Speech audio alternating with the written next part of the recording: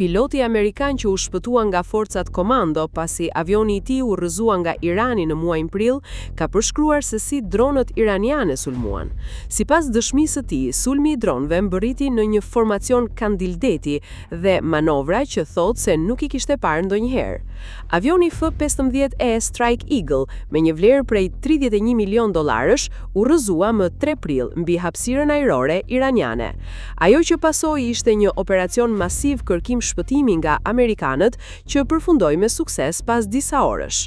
CNN thot se piloti u mor në pyetje nga zyrtar të inteligjencës amerikane për të kuptuar armën e përdorur nga Irani në këtë sulm.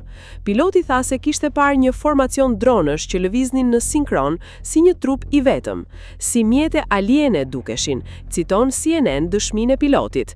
Dëshmia e tij sugjeron një zhvillim të habitshëm në aftësinë e Iranit për të përdorur dron masivisht në fushën e betejës. 2 nga burimet i than CNN se ishte e mundur që Irani të ketë perfeksionuar teknologjinë e dronëve, megjithse hetimet për shkaqet e rrëzimit të avionit nuk janë mbyllur ende. Ushtria iraniane deklaroi pas rrëzimit të avionit se kishte përdorur një sistem të ri mbrojtjeje ajrore, por pa dhënë më shumë detaje.